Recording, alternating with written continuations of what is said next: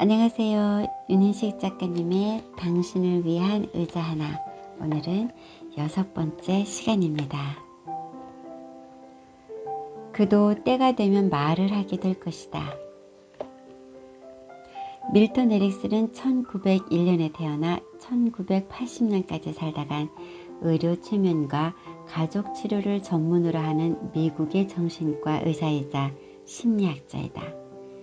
그는 4살이 되었는데도 말을 하지 못하고 발달이 느리다 보니 주위 사람들의 걱정이 많았다.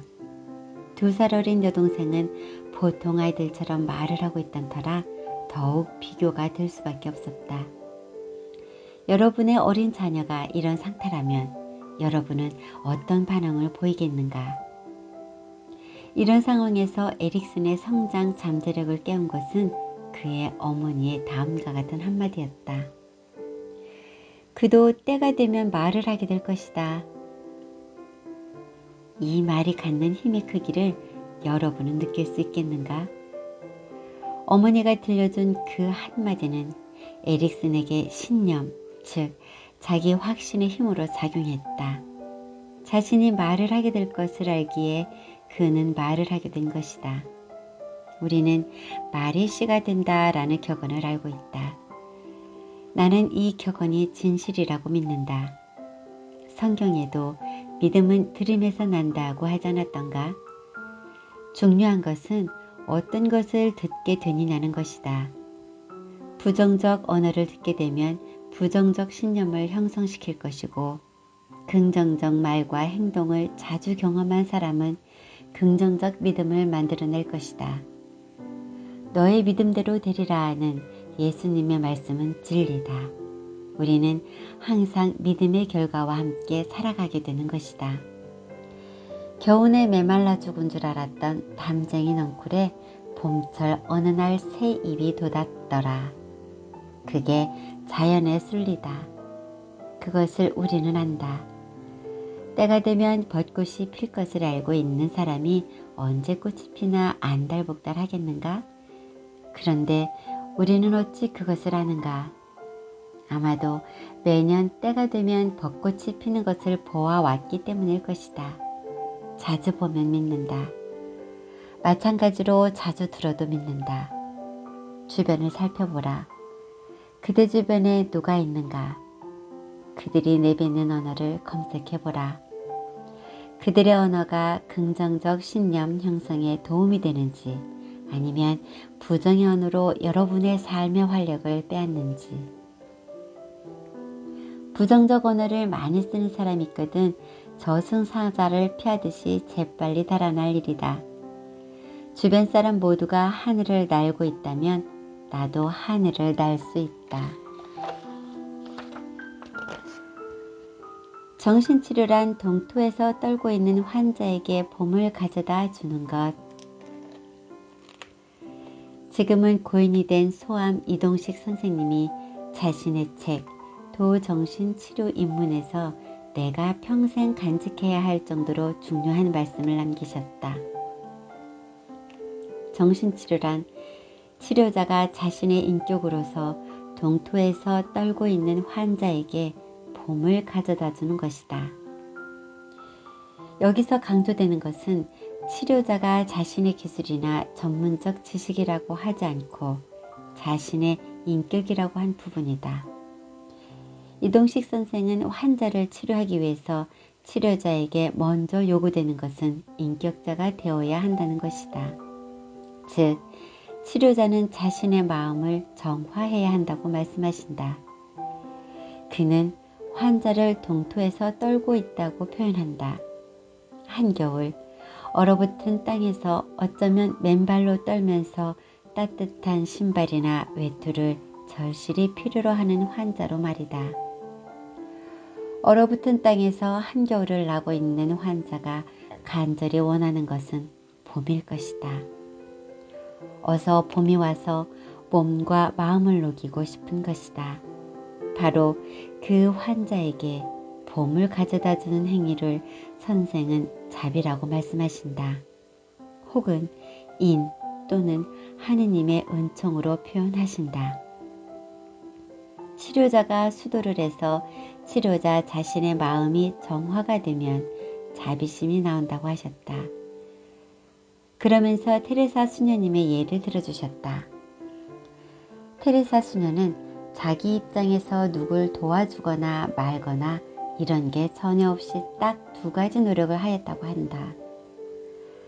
나는 내 마음에 늘 하나님의 은총이 꽉 차게 노력하고 그 다음에 하나님의 그 은총이 자꾸 밖으로 드러나게 활동한 것밖에 없습니다. 결국 치료자 자신이 드러나는 것이다. 맑고 밝은 에너지로 채워진 사람은 바로 그 맑고 밝은 에너지를 뿜어내는 존재가 되는 것이다. 그런 에너지로 자신을 채우는 행위가 곧 자비요, 사랑이요, 은총이다. 그것이 곧 환자에게 봄을 가져다 주는 것에 다름 아니다.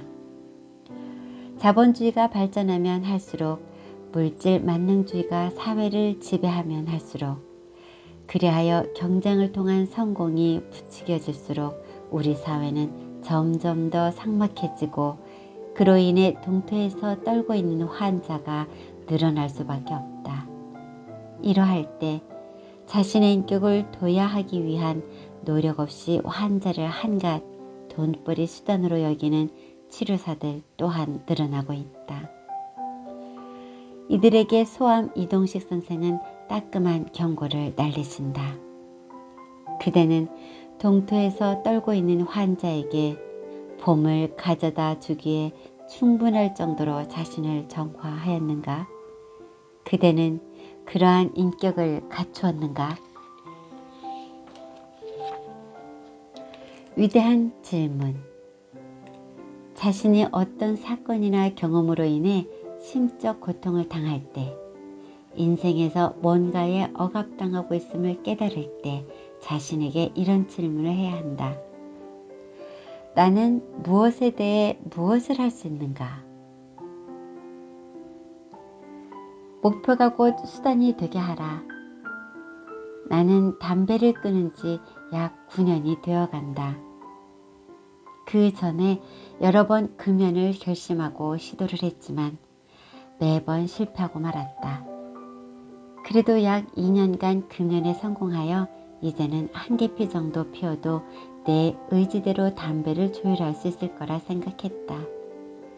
함께 금연을 했던 동료와 술 한잔하면서 무심코 담배를 피웠는데 결과는 참담했다. 결국 하루 1갑 이상을 피우는 예전의 습성으로 복귀하고 말았다. 독한 마음으로 금연에 재도전했지만 역시 실패를 거듭할 뿐이었다. 어느 날 술과 함께 담배를 잔뜩 피운 후 잠자리 들었다. 과도한 흡연으로 인해 목이 따갑고 숨쉬기가 거북한 가운데 어떻게 하면 몸에도 해로운 이 녀석과 단절할 수 있을까? 심각한 고민을 시작했다. 담배의 노예가 되어 있는 내 자신이 너무 싫었다. 그러다가 문득 내 자신에게 물었다. 너 정말 잠재력 개발 코치가 되고 싶나? 그래, 정말 되고 싶다. 그러면 코치란 남이 뭔가의 목표를 세웠을 때 그 목표를 달성하도록 도와주는 사람인데 자기 자신도 코치할 수 없으면서 어떻게 남을 코치할 거야? 맞네. 그러면 너 스스로 먼저 자기 결심을 실천에 옮겨봐. 그래야 그 경험으로 남도 코치할 수 있지. 그래, 난 기필코 잠재력 개발 코치가 되고 말 거야. 내일부터 금연할 거다. 그 후로 지금까지 난 담배로부터 자유롭다. 나는 지금 작년 2018년 4월 13일 이후 금주 중이다. 내가 금주를 결심한 이유는 그날 내가 지금 쓰고 있는 책을 쓸 때까지 금주하겠다고 선언을 했기 때문이다. 수많은 음주의 유혹이 있었지만 내가 이겨낼 수 있는 힘이 어디서 나왔는지 이제 눈치챘을 것이다. 그렇다. 책 쓰기를 통해서 내 강의의 질을 높이고 내 지식을 체계화하고 싶은 욕구가 강렬했기 때문이다. 내가 금연이나 금주 자체를 목표로 설정했다면 아마도 실패했을 가능성이 높다. 나는 그것을 통해 이루고 싶은 상위 가치의 목표가 있었기 때문에 금연이나 금주가 가능했을 거라고 생각한다. 또한 책 쓰기가 성공한다면 그 역시 책 쓰기 자체가 목적이 아니라 이걸 통해서 이루고 싶은 간절한 또 다른 가치 있는 그 무엇이 있었기 때문이다. 또한 3년을 기약하고 2015년 9월부터 시작한 매일매일의 명상을 달성한 힘도 그 명상 자체가 목적이 아니라 코치로서 더 나은 자질을 갖추기 위한 과정이었기에 가능했으리라 생각한다. 뭔가를 이루고 싶은가? 그렇다면 그 뭔가를 이루는 것이 자신에게 어떤 의미가 있는지를 진지하게 살펴볼 일이다. 그것이 더 큰 가치에 도달하는 수단이라면 그것은 성공하기 쉽다. 가령 자녀가 공부를 열심히 하기를 원한다면 그 공부 자체가 목적이 되어서는 실패하기 쉽다. 그 공부를 통해 이루고 싶은 상위 가치가 없다면, 그리고 그 상위 가치에 대한 애착이 없다면 공부를 열심히 해야 할 동기부여가 어렵기 때문이다. 뭔가를 달성하고 싶다면 그것이 더 큰 뭔가를 이루기 위한 수단이 되게 하라. 그대, 궁극적으로 무엇이 되고 싶은가? 그 무엇이 되기 위해 지금 해야 할 일은 무엇인가?